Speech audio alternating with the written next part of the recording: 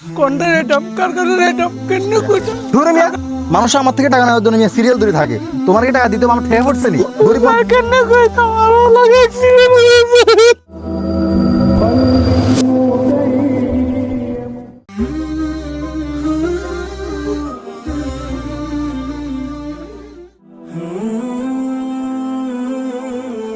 কি আরে তালুকদার সাহেব দেখা যায় না? আমার তো কিছু টাকার দরকার, যাই তালুকদার সাহেবকে বলে দেখি যদি কিছু টাকা দেয়। আসসালামু আলাইকুম তালুকদার সাহেব। ওয়ালাইকুম সালাম। সোহেল সাহেব কেমন আছেন আপনি? তালুকদার সাহেব, দীর্ঘদিন থেকে আপনাকে আমি খুঁজতেছিলাম একটা কথা বলার জন্য। হ্যাঁ অবশ্যই, আপনি বলতে পারেন, কোনো সমস্যা নাই, বলুন। আসলে তালুকদার সাহেব কিভাবে যে কথাটা বলি, নিজেকে অনেক লজ্জা লাগতেছে। তো আমাকে কি যদি কিছু টাকা ধার দিতেন খুব উপকার হতো। আরে কি বলেন আপনি? আমি তো আপনাদের উপকার করার জন্য আসছি।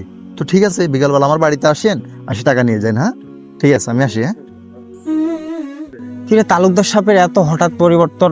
তার কাছে কয়েকবার গেছিলাম ধারের জন্য, লাভ ছাড়া কখনো দেয়নি, কিন্তু এখন দেওয়ার জন্য রাজি হয়ে গেল। হঠাৎ এত পরিবর্তন কিভাবে? শোনো, তোমাদের মা বাবাকে বলবা আমার জন্য, তারা যেন ভালোভাবে দোয়া করে, ঠিক আছে? আচ্ছা ঠিক আছে। সালাম আলাইকুম, কি অবস্থা তালুকদার সাহেব? ওয়ালাইকুম সালাম। আলহামদুলিল্লাহ ভালো আছি। তুমি ভালো আছো?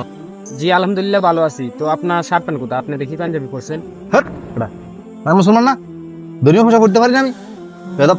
আরে না না না তালুকদার সাহেব, আমি তো এটা বুঝতে জানি। আসলে আপনাকে সবসময় দেখি আপনি শার্ট প্যান্ট পরেন, এই জন্য বললে আমার। ও আচ্ছা আচ্ছা, ঠিক আছে, যাই হোক।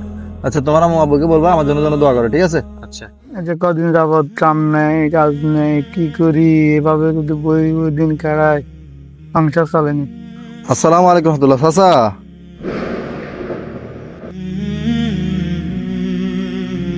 আরে তালুকদার তুমি? এই দেখো, এই সম্পদগুলো হচ্ছে আমার, বুঝছো? আমার ছেলেটেলে আসলে ওদেরকে দেখাই দিবে এগুলা। এই অনেকগুলো ফল গাছ রোপণ করছি এখানে। এরপর হচ্ছে এখানে বড় বড় কমলা আছে, এই কমলাগুলো এখানে রোপণ করছি। ওরা আসলে ওদেরকে দেখাই দিবে, ঠিক আছে?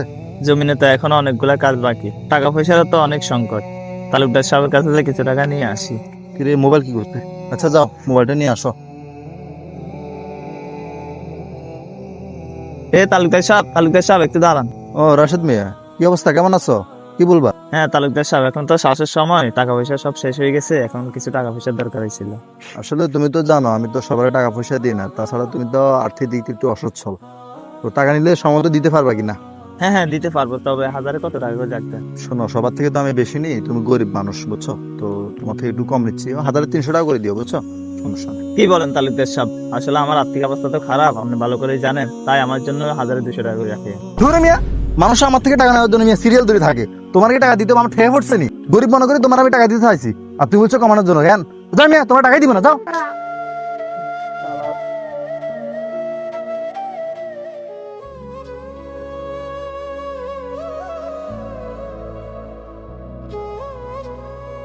কি গো দাদা, মন খারাপ করে বসে আছেন কেন? আর মনটা খারাপ অনেক কারণে, দাঁড়ার কথা শুনো, তাহলে বই তুমি। কি হয়েছে খুলি কল। হাই নাতি, কদিন আগে আরো লাগা খিদে মেটে। কোনটা রেটম কার কাছে রেটম কেন কইতাম, কার কাছে রেল কোনটা রেটম? তাহলে শুনেন, তালুকদার কাছে যান, আমি এখন কটি আলন। আর নাতি হেবাটা তো নাই, আরো কদিন লইছিলাম, তোমাকে আর দিব নিতে হইয়া। আরে দিব দিব, আমি লাভ আছে টিয়া ব্যাগ করে দে। আপনি অন দিলে হেবেন, তাহলে আপনি অনকা যান, আজ আজ যাই এর রে রহিম মিয়া লাভের টাইম দিছে নি রে? দিছে দিছে। সালাম আলাইকুম তালুকদার সাহেব। ওয়ালাইকুম সালাম রহমতুল্লাহ। ও চাচা, কি দীর্ঘদিন পরে আসছেন লাভে? তো লাভের টাকা আনছেন? কেন কইতাম আরো লাগে আরে মেয়ে কি হয়েছে আমার খুলি বলেন। সাই সাই সাই, দাঁড়ান দাঁড়ান দাঁড়ান, সমস্যা কি বলেন? তালুকদার সাহেব, আরো লাগা অ্যাক্সিডেন্ট হয়ে গেছে। আপনার কাছে মনে করছেন লাভের টিয়া দিমু, আরো লাগা অ্যাক্সিডেন্ট হয়ে গেছে, আর আরো কটিয়া দিন, আরো লাগা চিকিৎসা করে ফেললাই। দূরে মিয়া প্রায় সময় এই কথা বলে থাকেন, একবার একটা কাহিনী একবার একটা কাহিনী নিয়ে আসেন। ফাইতান আপনাকে টাকা পয়সা দিতে দিতে না, আমার লাভের টাকা দেন আগে। এই লাভের টাকা দে। তালুকদার সাহেব, আমি যে কথা কেন নারে বেরিয়ে টিয়া উঠতেন কেন আয়ালাইতাম না, আমি টিয়া দিমু। আসলে আপনাদের মতো লোকদের অভ্যাস খারাপ, এক এক কথা তোমার ভালো লাগে না। জান মিয়া টাকা দিতে পারতেন না, জান।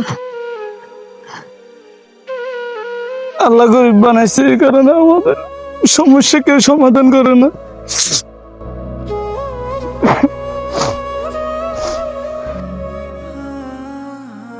এই চাচা, কি চিন্তা করেন?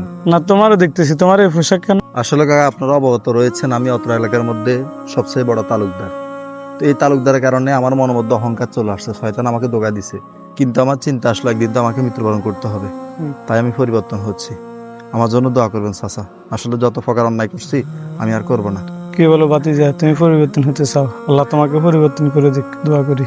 চাচা শুনেন, আপনাকে আমি যত টাকা দিছি 1 টাকা আমার লাগবে না, সবগুলো আপনাকে আমি আল্লাহকে দিয়ে দিছি, শুধু দোয়া করেন আমার জন্য, ঠিক আছে? আলহামদুলিল্লাহ, আলহামদুলিল্লাহ, আল্লাহ তোমাকে কবুল করুক। আর একটা কথা চাচা, এবারে আমি চেয়ারম্যান পদপ্রার্থী খাইছি, আমার জন্য দোয়া করিয়েন এবং আমার ভোটটা দিয়েন। হ্যাঁ,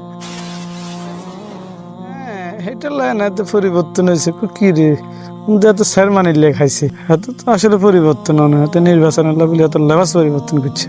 নির্বাচনের সময় শুধু ধর্মীয় পোশাক বা ধর্মীয় কথা দেখে কাউকে বিচার করবেন না। প্রার্থীর চরিত্র, আমল, সততা, যোগ্যতা ও মানুষের প্রতি তার আচরণ দেখুন। বাহ্যিক লেবাস নয়, কাজ ও চরিত্রই হোক পরিচয়ের মাপকাঠি।